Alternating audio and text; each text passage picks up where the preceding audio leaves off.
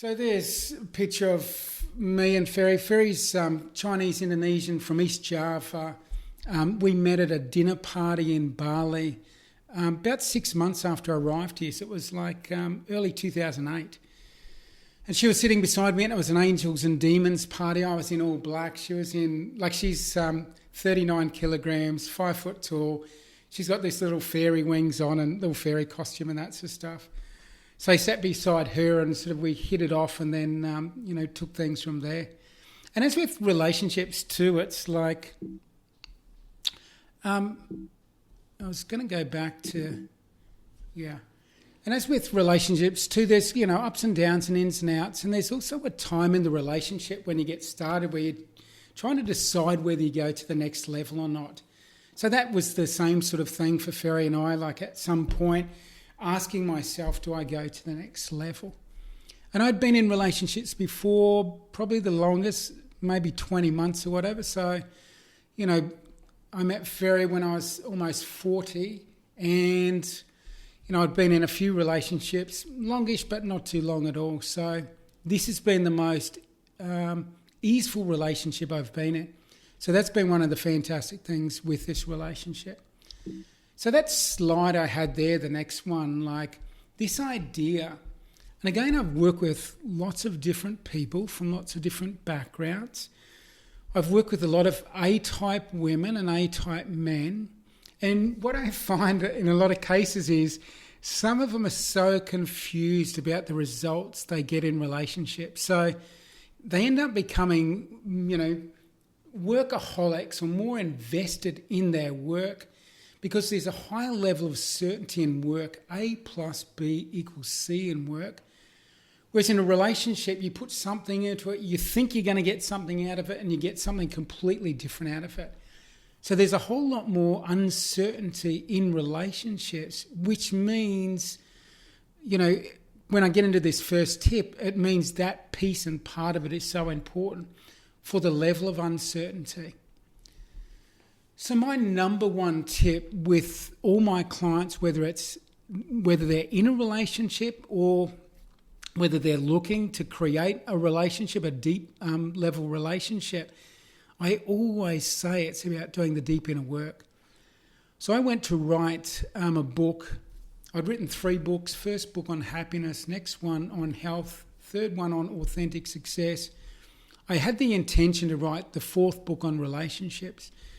But I actually laid out the formula for this and, started establishing the framework for it. And what I realised was 80% of the book was stuff I'd covered off in my last 3 books.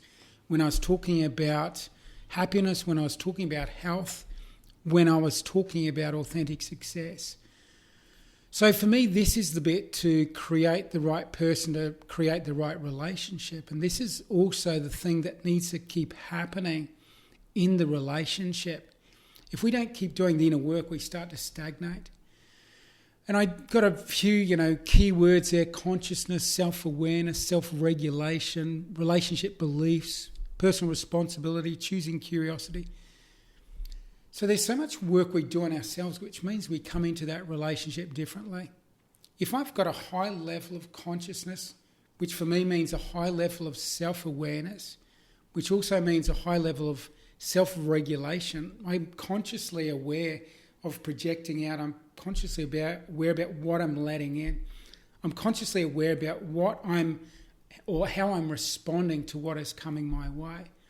So for me, a big part of relationships is the level of consciousness that we bring into a relationship. So that's doing daily work, and I'm a big fan of daily meditation. So part of the reason I think I have, such a great relationship at the moment is because I've always been working on myself and doing this inner work. And I take this thing, quite deeply, this personal responsibility. So if there's a conflict or, disruption in the relationship, rather than, throwing back something at my partner, what I always want to do is I want to step back and see where my responsibility is in that relationship. And I use the word curiosity, and what I believe is sort of an opposite word of curiosity is judgment. And for me, when you get into, say, the work of Dr. Joe Dispenza and some of these teachings, judgment is very much held down and attached to the ego and the protection of the ego. We're judging something right, wrong, good, bad, or otherwise. Whereas curiosity for me is like upper brain. Judgment, lower brain, mammalian brain, cerebellum, very much like about safety and security and protection.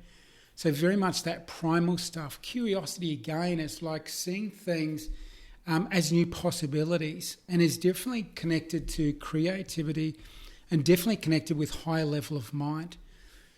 So when we come into that relationship, the higher level of mind we've got, the more stability, the more consciousness, the more we're able to be fully present in that relationship, the less likely we are to take things personally.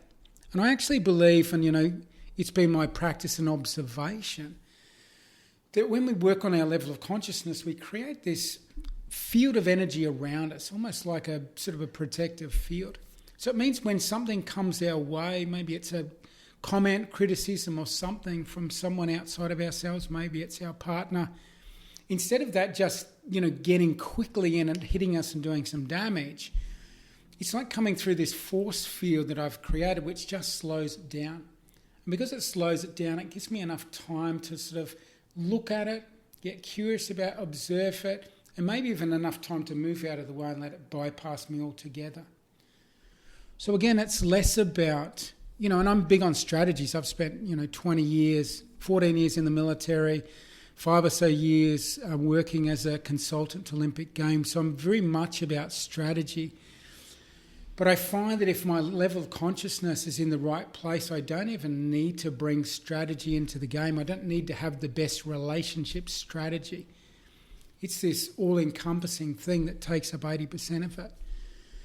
So I guess this is a question for ourselves as we ask ourselves, where are we on this scale of consciousnness, and is there, a couple levels to go up? And the way that you are aware of where you are on that scale of consciousness is how reactive are you, how stable are you, how easy is it you to drop into a place of calmness and be in relationship at that level of calmness.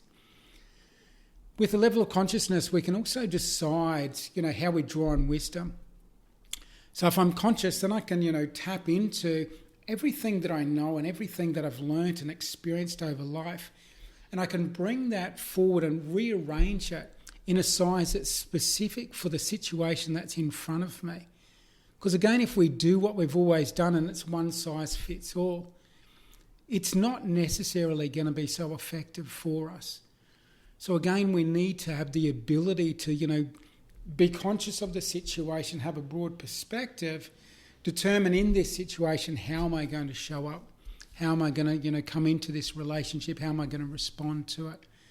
So again, this is for me, the number one thing that I think makes a difference when it comes to relationships. The next thing is getting really clear about your values, your goals, your personal philosophy, knowing thyself. So back into that. I just finished reading a book and it was related to business. It was called Your Stand is Your Brand. And he talked in there about before you get into, your purpose statements, this is around business, but it can be about life. Work out what your personal philosophy is. So really understand what your values are, what you stand for. If you come into a relationship without full awareness of what's most important to you, what your values are at your core, it's much easier to say yes to something or no to something if you know what your principles are, what your values are. If you're not aware of those, it's very hard to say yes or no. If I'm aware of what my principles are, I can easily say, no, this isn't the right partner for me if I'm, moving into a relationship. Maybe my principle is around, health and vitality and about, breathing in breath, consciousness. So I'm not a big fan of smoking. So I might say, that's important for me to recognise what my values are, what my deal breakers are before entering into those. I want to understand what my personal philosophy is. I want to understand what my beliefs are. And one of the things on that first slide too, I talked about your limiting beliefs. So, if I've got these limiting beliefs before I even step into a relationship, or if I'm in a relationship, they're going to have an impact on the relationship. So here's some examples. I don't get first choice. Relationships are hard. I've already met my soulmate and, we've fallen out of relationship. So now I'm doomed because, I'll never meet that person again. I can't trust my partner. My rule is to be selflessly of service. It's wrong to put yourself first. I'm not safe. I'm not good at intimate relationships. So always when I'm working with clients, I get them to fill out a questionnaire and I ask them, what are some of their beliefs around certain topics. And I'll have clients say to me things like that, I'm not good at intimate relationships. Now, if you're telling yourself you're not good at those intimate relationships, you're definitely going to move into a relationship with a degree of nervousness, and you're certainly not going to be relaxed in that relationship. So again, for me, it's like if I have something come up in a relationship, I'm looking to see what is the belief I'm telling myself which is causing me to have this reactive response to my partner in this relationship. So this is this personal responsibility. So as I sort of get triggered by something, then I take a step back and I have a look at that and I said, what was I telling myself that caused me to have this reactive response? Then I can actually look at the truth of that and I can burrow down and mine down to see whether my beliefs are actually of service or of benefit in the relationship. So again, this is the first step, rather than the first step being blame the other person or project something back or react to whatever that is. For me, it's like I get triggered. Let me take a step back. I'm not going to try and play with that in the moment. I'm going to step back and I'm going to go, what is it I told myself that causes me to have this experience? And what I've found over the last, 15 years of coaching is if I have a reaction in the relationship to something I'm triggered, which is disproportionate to the experience I'm having in the real moment, it most likely means that there's some unprocessed thing that I haven't dealt with that's stacking up, which is causing this thing in the moment to be a problem, which means I've got some more inner work to do. It isn't necessarily this person in front of me. They've triggered something, but I've, blown out on it, not relevant and appropriate to the circumstances. Hey, I've got my own stuff that I've brought into the relationship. It's some, excess baggage I've brought to this relationship. And my thing is, as I moved into different relationships, I was always saying, I said to Ferry, look, you've got the best Carl Massy ever for a relationship. And I was able to say that because I always did a, analysis and audit of the relationship that I was leaving to understand what did I do well, what did I do poorly, what worked, what didn't work, how could I do different things differently. And I review all of that stuff so I can take that information into the next relationship. What I've seen is most people, if they have a negative relationship experience, just want to get away from that as quickly as possible and avoid it so they don't get to mine all the things that they could learn from that experience. So again, it's important for us in relationships, if we're moving and transiting through relationships, we learn everything we possibly can out of that before we move on. And that again is this knowing thyself and, processing that stuff. Now, this is an interesting one. Choose wisely. I've done Tony Robbins' work and Joe Dispenza's and Brendan Burchard's and lots of different people along the way. And I remember doing Date with Destiny with Tony Robbins, back, and it was actually back before I met Ferry. And he talked about his tagline or catchphrase that he used was, the success of relationships is 95% dependent on selection. So, I've, worked with a number of couples over time that have been going through separation, that have been going through crisis and all that sort of stuff.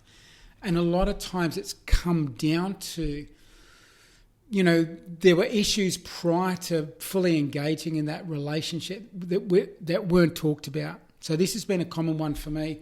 Someone's in relationship, then they get to engagement, they continue following the bouncing ball.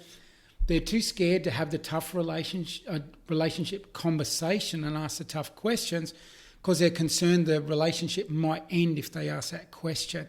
So they don't ask those tough questions. Eventually they get to a point 5 or 10 years into their relationship, or maybe even less, and they realise they're sort of, going in different directions. They probably suspected it when you actually dig deeper.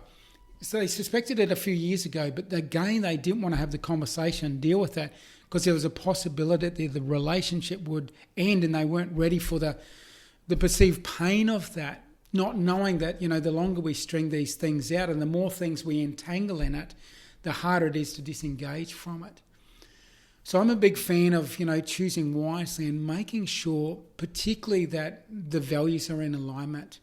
And I wrote down again some examples.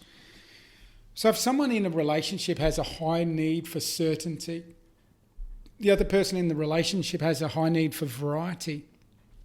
One person might want the white picket fence and have that experience. The other person might want to work around the globe in different places. So if they haven't had that conversation in the earlier stages as to, what do you value most and what are your goals for the future? If people don't have those conversations and don't bring them up until they get to crisis point, that's a much more challenging situation to work through. Not saying it can't be worked through, but it's likely to be more challenging. So this is why, for me, when I work with my clients, I'm all about, let's work out your values first and foremost. And let that be the foundation piece. That's your personal philosophy. And let's build up from there. So, I've done this exercise and I've narrowed it down to two. And my two primary values are leadership and evolution. So I say yes to, relationships, whether they're business relationships or intimate or personal relationships, based on, whether someone is about, personal evolution. Are they about self-growth? Are they willing to have feedback? Are they so, protective of where they're at? They're protecting their, ego identity. I want someone who's going to grow and evolve with me. So I'm always looking for that in intimate relationships, personal relationships, business relationships. So again, it allows me to say yes or no. And again, I've seen, numerous relationships where the values are out of alignment, and that has created a bit of a crisis point at some stage. And it's a challenge certainly when someone's got to the stage whether they've got kids in the relationship or they've got mortgages together, joint bank accounts, all the rest of it, joint friends and all that sort of thing. So my thing is, if you're in relationship, it's the willingness to have those deeper conversations and those tough conversations, to find the middle ground, to understand where you're at with each other. But, be willing to know what you want compromise, not willing to compromise on, because the reality is if you compromise your core values, you are going to be unhappy or you're going to create destruction in that. And that was a terminology from that book I said, Your Stand is Your Brand. He was saying, if whatever it is you're doing is out of alignment with your values, it leads to destruction. So that was the verbiage and the word he used. But I actually, I'm aligned with that. I think if, we're pulling against our values, like it creates this disruptive energy, it creates resentment and all sorts of stuff. So important. If you can't be yourself in the relationship, like again, I've been in relationships in the past where there's been me so much trying to be someone for someone else. It was just so much efforting on a regular basis to be that. And I'm reading Joe Dispenza's book, Breaking the Habit of Being Yourself. I've read it before, but I'm at a chapter where he talks about the gap between who we really are and what we're really feeling and what we're projecting out into the world. And the bigger that gap is, the bigger there's this dynamic tension and this stress. So the bigger the gap is, someone's trying to be whatever, and then, they feel the discomfort of the gap. So then they're trying to buy a bigger house or a bigger car or do something bigger to try and distract themselves from feeling these feelings at this level. What we want to do is close that gap. So the person who we are is the person that people see, and there's no trying to, put on an act for other people. That's also the evolutionary process from, moving from ego, getting back into, being in love with self as self is, and, be willing to express self, warts and all. So, not trying to, flash yourself up, project yourself out as something else. Just be willing to admit who and what you are, flaws and all. I recently wrote a proposal for a coaching client, and at the end of it, I said, over the course of this length of proposal, I'm likely to stuff up, I'm likely to make mistakes and that sort of stuff. So I'm just going to let you know in advance, I'm likely to make mistakes. When I do, I'm just going to apologise and get back on with the job. So it's coming into it, with that level of openness and that level of vulnerability. And again, if you're in a relationship where you're unable to be yourself, and that might be self-imposed. So sometimes we might think that we have to be a certain way because we think that our partner has this expectation. But it might be self-imposed, and that, again, might be a conversation we need to have and say, hey, I've always had the impression that you want me to be like this, or you don't want me to go out with my mates on a Sunday and play golf, or you don't want this and that sort of stuff. Is that the case, or am I just blowing this thing up? On a scale of 1 to 10, how bothersome is it for you, 1 to 10? And it might be you think it's like an 8 out of 10. It might be a 3 out of 10. So it's like a niggle, but it's not something, bigger than that. So I think it's so important to have your own identity. Like Ferry and I both run our own businesses. Occasionally they cross over. Ferry's a graphic designer, so she does the graphic design for this presentation. I was telling Christy earlier, my version was pretty shit compared to her flashed up version. So, she has her own business. I have my own business. We, cross over at times. We support each other's business as much as possible. But we really do have our own personal identity. And a lot of times I'll have, sessions with clients where the biggest challenge in their relationship is loss of personal identity. They've become this person they think they need to be in the relationship, and they're too scared to undo that for fear that the relationship will end. Now, it might be a slowly untangling that with partner, and it might be, little pieces of bringing your true identity into it and sort of seeing if that's okay with partner, having those deeper conversations. But if you can't be, just 100% yourself in that relationship, it just takes more work and more energy. There's this thing about projecting. I use the example of actors. They get paid lots of money to create a projection of themselves. They become a different persona. It takes a lot of work to maintain that persona, that it comes across, authentically, that it comes across real. And that's why they get paid the big bucks. Now, if we do the same thing, if we're creating this persona for our intimate partner or other relationships in our life, that takes a lot of energy with that projection. What happens when we come back and we close that gap and we come back to self is we actually liberate that energy. So less energy is going into trying to be something, and more energy can go into being who we want to be and who we want to become in life. So again, that's a big part of it as well. So, ensuring you maintain your identity. I think in a recent post I talked about the idea of, not liking that Tom Cruise movie, Jerry Maguire, where they have the little speech where she says, "You complete me," or he says it, I can't remember which one. If we come into a relationship in the belief that we're incomplete ourselves and it's only that other person completing us, we're buying into a falsehood. We're buying into the possibility of discomfort around having tough conversations, because that relationship might end and they're the person that completes me. So if they leave me, I'm no longer whole. I'm here to say that, we are all whole. And if we go searching for relationships that complete us, we'll never heal that part of ourselves that might need work.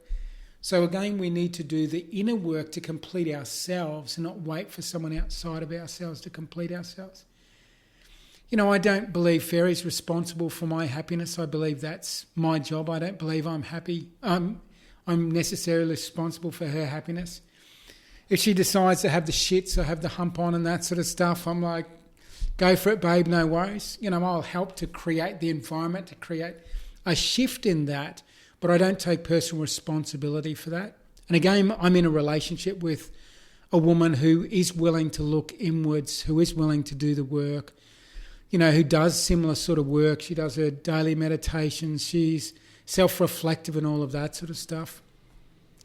So, that piece of expecting someone else to make you happy is just bringing extra challenge into the relationship and putting extra pressure on the relationship that doesn't need to be there.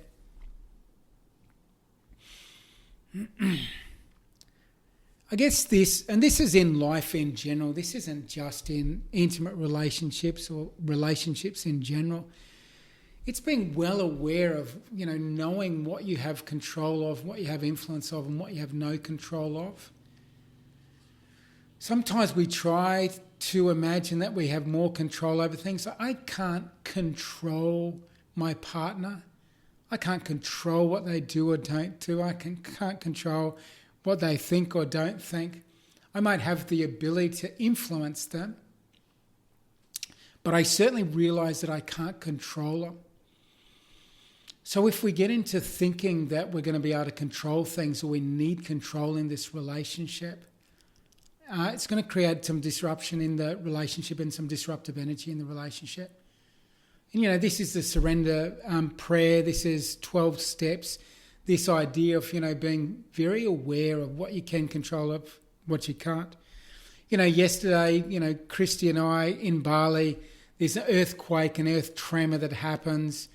I'm in the middle of a conversation with one of my clients and she's seeing the whole wobble show going on. And it was a fascinating experience if you haven't experienced it, because it's something that you have zero control over. You can't do anything at all, nothing, zero, to change what is happening, that experience. So you just need to ride it out and ride out that experience. So this ability to be able to say, no, I can't control that. So I let go of that and I surrender to it. And for me, that experience, I was in just started this coaching session. I was about 5 minutes into it. I said, let's just take a 1 or 2 minute break. I'll just make sure everything's safe. Come back into the conversation.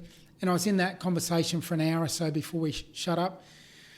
I'm fully present in that, but I could still feel there was a bit of me that was unresolved as a result of this experience with this earthquake. And what I realised was, an animal that, there's an antelope that's in the savannah, lion chases after it, gets away, it's safe. Once it feels it's safe, shakes itself out to get rid of that adrenaline from its system.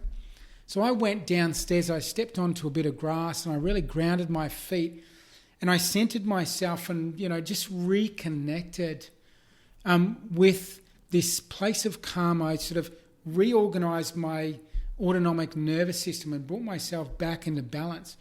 Because that stuff, if we don't process it, that stuff can linger. And this is, I've done in the military training around post-traumatic stress debriefing and that sort of thing. And it's saying the closer we are to an event dealing with it, the easier it is to deal with and the less likely there's going to be consequences.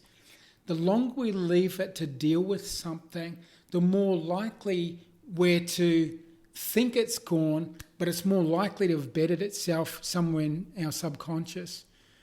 So that's just, a sideways, tip for me there in relationships, the idea of dealing with stuff as soon as it happens rather than letting some space.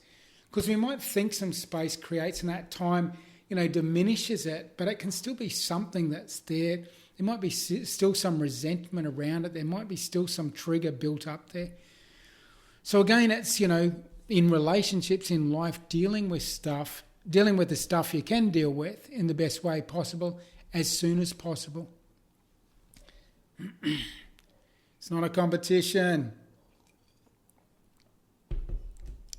It's funny because the people that know my partner, Ferry, know that she's pretty gung-ho and she doesn't take any shit and she doesn't take a backward step. And she keeps me honest and on track and that sort of stuff. So she does get a bit competitive at stages. But I've realised that, there's no grand prize for being right. And, coming into this relationship, realising there's sometimes where I'm pretty sure that I'm 99.997% correct on something, which might be contrary to what Fairy believes, I just let it go. Like I'm not in the game. And again, this is a lower level consciousness connected to ego. Ego is very protective of, wanting to be right and wanting to be seen as right and wanting to be seen as the person who knows everything. That isn't necessarily the thing that's going to lead to a great relationship. So it's the willingness to go, and I don't care whether I win or not.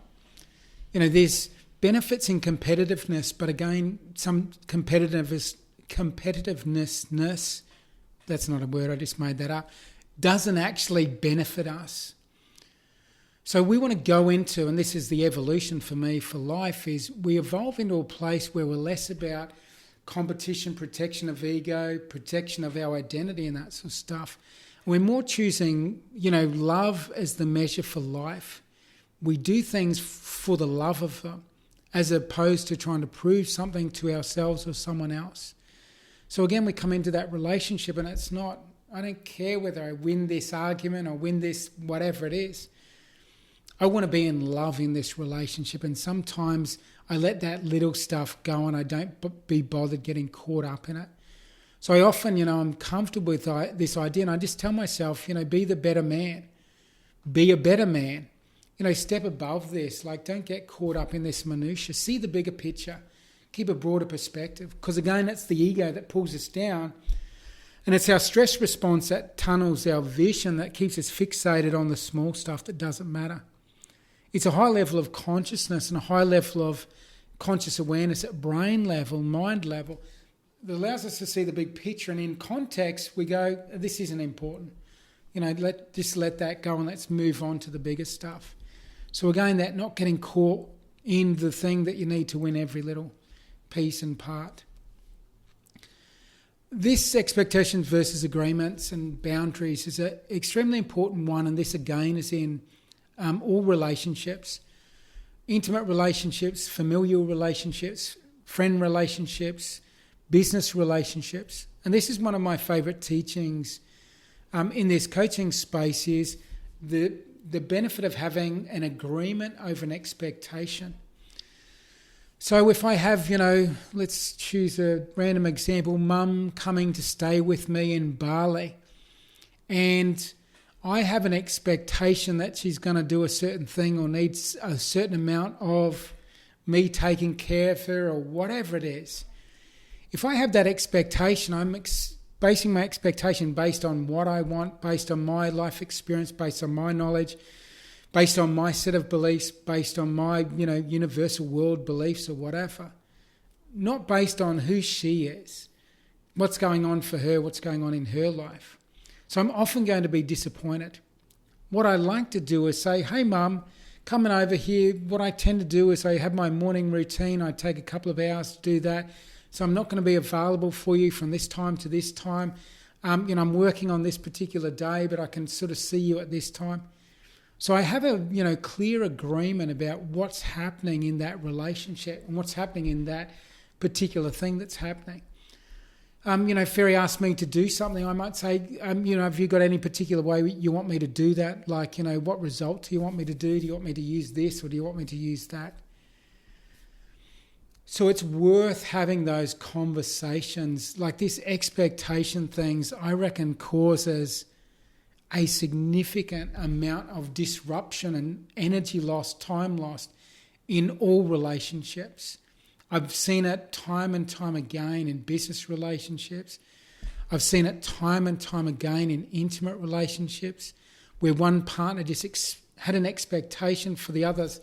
And, when you get them together and the conversation starts happening, it's like, but I thought you were going to do it this way. They thought you were going to do it that way or whatever. It's just wasted energy. And relationships are challenging enough as they are because there's two different entities, two different life experiences, two different whatever, and we come together. The chances are that we're going to meet and agree and match on everything is pretty much zero. So it's important for us to have those conversations to clear that up. And for me, clear boundaries, just if I've got a clear boundary, it's less likely to be breached. If I have no boundaries, they're just going to be breached all the time. So I acknowledge that, even with clear boundaries, occasionally people might cross over those boundaries, but it's like 90% people, know where the boundary are and know where to stop. It's only 10% of the time someone pushes beyond it. So that means energy-wise, I'm only dealing with 10%, of the people crossing my boundaries rather than 100% of them. So again, I'm big on strategy, like how can I set up a lifestyle, an environment which makes it as easy as possible to succeed. So my definition of leadership is create the environment which is conducive to the success of the team me. So I set those boundaries around myself, and it might be too, we need to check in on those boundaries, because we might need to check in on every 6 months or 3 months and say, are these boundaries still appropriate? Maybe I need to change these things around. This is appropriate 6 months ago. Is it still appropriate now? So again, this idea of, checking in on a regular basis. And again, another one of my key teachings is, set up a meeting with yourself once a week. I call it Meeting with Me Inc. 9 o'clock on a Monday morning, every week, non-negotiable. No one else messes with that meeting happens. And that's the meeting where I sort of sit down and I have a look at how's my relationship, how's my health, how's my business, how's my lifestyle, what's working for me, what's not working for me. I want to get, clarity of that stuff so I can do something about it. Rather than if, I've got a relationship thing ticking away, if I don't check in on it on that weekly basis, it might be 8 months down the track when it just gets to, this level. It's a 9.5 out of 10.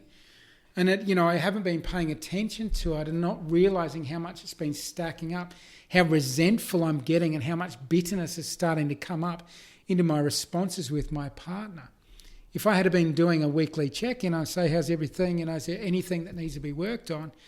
Then that stuff comes to the surface and I deal with it in an appropriate time, and it requires less energy. So my teachings are always, how can I get the biggest return on investment for the least amount of effort? So I'm always about how can I conserve my energy? If there's a limited amount of energy that I have available in the day, how can I best use that? And I create these systems around me. I create these strategies, these boundaries, these agreements. So that means I need less energy to actually navigate through my day, which means I have more energy when there's those unforeseen things that come up, which inevitably come up. So if I'm sort of working, close to full capacity, a curveball comes in relationship, which is inevitable. If I'm sort of working full throttle, I don't have the capacity to absorb that and respond to that. So again, I want to make sure in my relationship, I'm operating at 80%. So I've got room to move when something, happens, and, I need to respond to something for my partner, or my partner asks me to do something for him. I've got the capacity to respond for that. And that only happens because I actually take time to get clear on this stuff and strategize and create the environment for it. So again, I think that's important in relationship. This learning time out, creating the right state of being to have the right level of conversation. Now, I could have my latest book on hand and wave that around, and decision-making mastery. And one of the things I came up with, when I was writing that book, and, my decision-making stuff has come from the military, the Olympic Games consulting. I've studied hypnotherapy. I've studied neurolinguistics programming, done lots of different training things. So I have a fair idea on how we can make the best decisions, and the best decisions mean we co-create, the destiny of our choosing. And one of the things I, am very clear about is if I'm not in the right physical, emotional state, if I jump into the decision-making process, I'm likely to make a more crappy choice. If I'm tired, if I'm hungry, if I'm dehydrated, time out. If I'm not in the right state of being to have the right level of conversation, so if I'm emotionally not in the right state of being, I call it time out. So this is a strategy in my relationship where either myself or Ferry can call a time out if the other person isn't in the state to deal with that, conversation at the level they want to have it. We might even have in the relationship I'm working, Ferry comes in to ask a question. I say, is this urgent? And she goes, no. I said, okay, I'm in the middle of something. Give us 15 minutes to finish up and then I'll come and I'll talk to you about it. So again, if in a relationship we want it to move a little bit more smoothly, it's like having these agreements between each other which says, it's okay for you to call a timeout and I won't take it personally. Because if the agreement isn't there, in advance, it might be that if I call a timeout, my partner's thinking, oh, he doesn't care about me, he doesn't think I'm important, doesn't love me, can ruminate those things. That throws them out. So then this conversation comes and it starts from the wrong place. So again, these things we set up with our partners. This, right level of consciousness, like I want to be in an elevated level of consciousness to have that conversation. And I talked earlier about, after I've, relationships ended, I want to mine it to see what I can learn out of it. I don't want to mine it while I'm in an emotionally reactive state either. If I'm going to go back and, review that relationship, I'm going to make sure I do it in an elevated state of emotion with the lens of curiosity. So when I look at that relationship stuff, I'm again not getting triggered. I'm actually seeing it broad perspective. I'm that old, wise man or woman sage, white cloak and that sort of stuff that looks at it and sees the whole picture. And they're like, okay, yeah, I'm in the right state now. I can come in and have this conversation. So again, call a timeout if you're not in the emotional state to have that conversation, particularly if it's something important. And again, we need to have that agreement with our partners, not at the time of that happening, prior to it, when we're both in a relaxed state. We're talking over dinner, we're having a great dinner, and we say, hey, I just heard this, relationship strategy from this dude the other day, and he was saying it's a good idea to have this timeout thing in the relationship where you don't take it personally. If someone calls a timeout, you're allowed to call a timeout. You might bring things in, you can only call 4 timeouts a day. There might be a quota on it, so you don't overuse and abuse that rule. But it's a good one. And again, I think it's made a big difference in our relationships. And you don't even realise the amount of difference it makes, because it might be that changes what could have turned into a blowout conversation. Like it just put that to the side, stop that from happening, because that blowout relationship might have created a course correction, and who knows where that is in 6 or 7 months' time. So every time you show up as the best version of yourself, you're bringing that relationship back into alignment. You're bringing yourself back into alignment. You're creating the environment for the best outcome. This is an interesting one in relationships. So again, I've worked with a lot of couples over the years that have come to the point in their relationships where they're challenging, the relationship, should I stay, should I go? And my usual teaching is, do the work on yourself first, making sure you're in the best place. Don't make any reactive things. Work on yourself as best as you can. Work on the relationship as best as you can. It might be working with me. It might be working with a relationship counsellor. Do everything you can to see whether it's a right relationship. But actually know when it's time to leave. And there's some good research around it. There's a book called Succeed that I'd read, maybe 10 plus years ago, which was around goal setting. And she was a researcher. I think she had sort of studied under Carol Dweck, who wrote the book Mindset. And she talked about in the research, they found that, there's a time where someone needs to, say that's enough to a goal. So it's unhealthy to keep pushing towards that goal past a certain point. So again, in a relationship, and I know this comes and it entangles with people's beliefs about relationships, the sacred contract of marriage. So again, there's lots of different things entangled in it. So it's not a quick decision to be made, but certainly something that needs, in my opinion, I'm open to the idea that relationships last as long as they do. And if both people are suffering in a relationship, and particularly if they've got kids, and the suffrage in the relationship is causing suffering for the kids, that doesn't make sense out of because we had this marriage contract and that sort of thing. Again, it's not a choice you make flippantly. You do all the work you can to make sure it doesn't get to that point. that thing on loyalty, like, again, I was working with a client, and I've been working with this client for quite some time, and this thing came up with loyalty, and they just had this virtue of loyalty, and it meant they stayed in the wrong jobs and the wrong things for way, way longer than was healthy for them, out of this thing of loyalty. The article that I wrote today for my newsletter was about consciousness added to whatever and improves it. So there's conscious loyalty is very different from unconscious loyalty. Unconscious loyalty is like, blinkers on. I just do this regardless of what's happening around in life, regardless of whether the world's changing around me or whatever. This is what I said, chiseled in stone, and I go ahead. Conscious loyalty is having the consciousness to know whether that loyalty virtue that you have is of service or not of service. And any one of our virtues can actually have a negative flip side to them. So curiosity is one of my favourite virtues, and I'm like, it sort of is an awesome thing, leads to creativity, it leads to, non-judgment. It's a beautiful thing. But over curiosity, too much of it can lead to distraction. So if I'm too curious, I'm distracted over there, and so that doesn't necessarily serve me.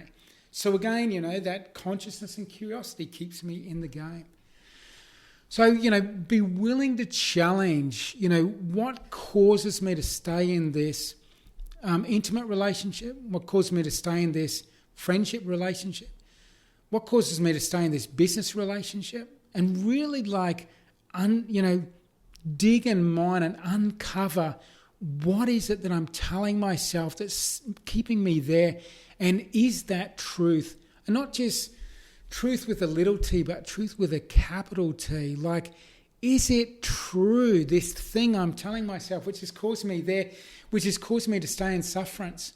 Like, my belief in life and my spiritual belief in life is we're not here, to suffer. We're here to grow and evolve. So, again, there's suffering and there's conscious suffering. Conscious suffering is opportunity for learning and growing. Unconscious suffering is just suffering and pain and illness and disease and all the rest of it. So always challenge your thoughts, and that again flips back to number one, which is, doing that inner work. Here's my bonus tip, 5 love languages. If anyone's in a relationship in a relationship, not in a relationship, every single person I think would benefit from the knowing of what this amazing guy, Gary Chapman, I think he was a pastor in the US, worked with relationships and couples for years and years, and came up with this idea of we like love expressed to us in a particular formula. And he had these 5 different ways we like love being expressed. What's affirmations? Oh no, let me get this in the order that I normally do it. Affirmations, gifts, physical contact, quality time, and what's the last one? Words of affirmation. No, I said words. Okay, not coming to me all this. 5 of them there. You can do just a search on love languages, the 5 love languages. But I've also done a recording for on my blog, on my website. If you go into my website, carlmassy.com blog, just do a search on the best relationship strategy. It'll come up. And I've got a whiteboard presentation for 10 minutes where I explain the concept. This has been a game changer in my life. And I've realised, the A was acts of service. I've realised that my partner, her primary love language is acts of service.